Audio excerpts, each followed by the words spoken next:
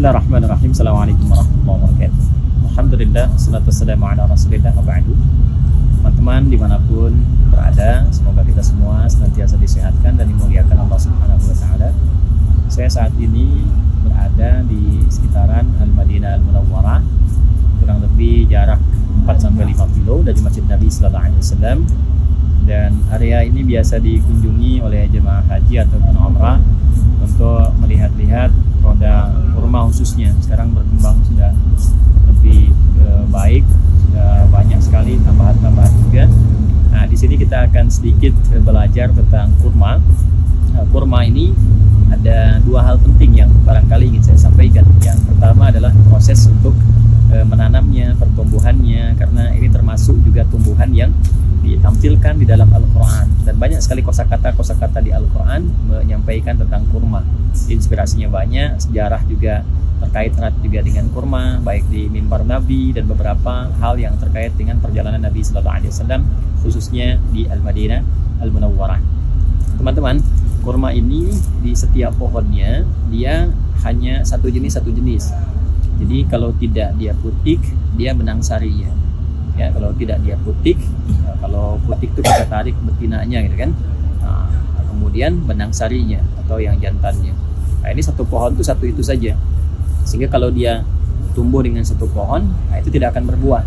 Karena itu kalau kemudian kita menginginkan tanam misalnya kurma di daerah tertentu, misalnya di Indonesia yang kira-kira cuacanya pas, maka kita harus punya dua bagiannya itu. Biasanya suka ditempelkan di talekeh, istilah dalam bahasa Arabnya.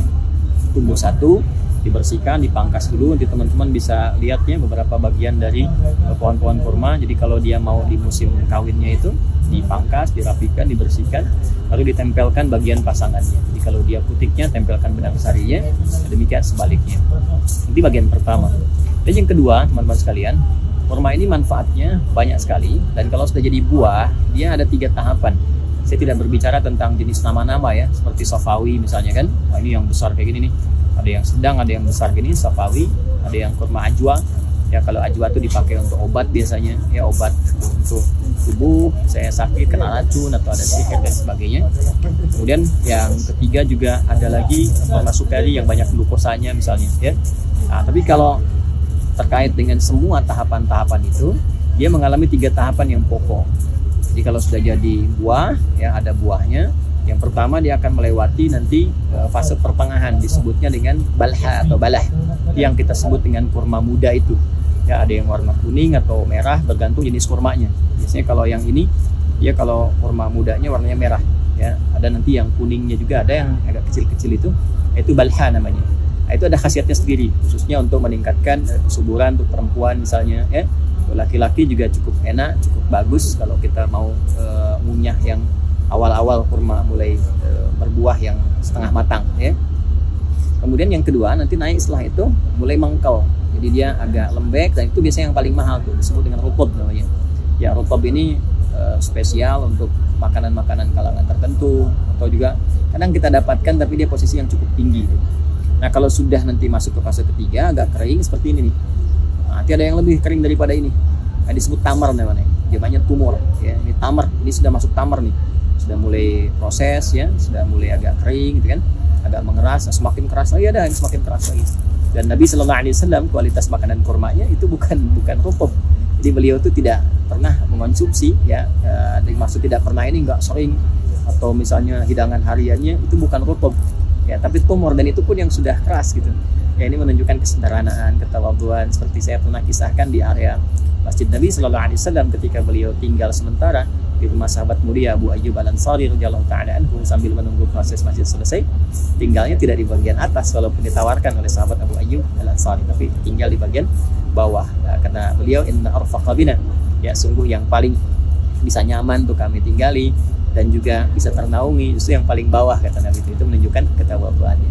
Nah, inilah kurma. Jadi nanti setelah disusun, pengairannya harus bagus. Bisa dikembangkan sebetulnya di beberapa daerah kalau ingin disesuaikan. Di Indonesia juga sudah mulai banyak dikembangkan, di Thailand juga sudah mulai ada gitu kan. Bahkan sekarang sudah mau dibikin kurma-kurma yang disesuaikan dengan lingkungan dia ditanam.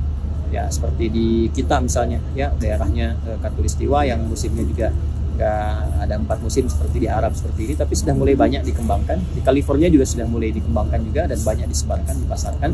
Tapi saya kira di Arab tetap berbeda karena iklimnya juga tidak sama. Dan silahkan kalau nanti umrah atau haji, cari yang sesuai dengan kebutuhan. Kalau ingin meningkatkan glukosa, cari yang sukari.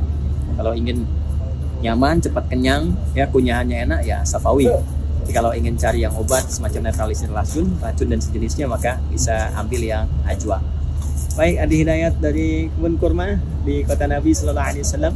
Dan yang terakhir, kalau naik ke atas nih ada ya dari kelepah daun-daunnya. Ya dulu seperti ini. Jadi kalau Masjid Nabi Sallallahu Alaihi Wasallam itu yang pertama dibangun, fondasinya seperti disebutkan di Sirah Ibnu Hisham, ya, rahimahullah taala, itu menggunakan dahan-dahan kurma, kemudian juga ditambah dengan batu-batu sebagian. Lalu setelah itu pakai tiang-tiangnya pelepah kurma, atasnya daun-daunnya. Ya, insya Allah nanti dekat Masjid Nabi kita sampaikan kembali termasuk berapa tingginya, berapa lebarnya, dan kamar-kamar istri Nabi Sallallahu Alaihi Wasallam termasuk Nabi Sallallahu Alaihi Wasallam. Demikian, assalamualaikum warahmatullahi wabarakatuh.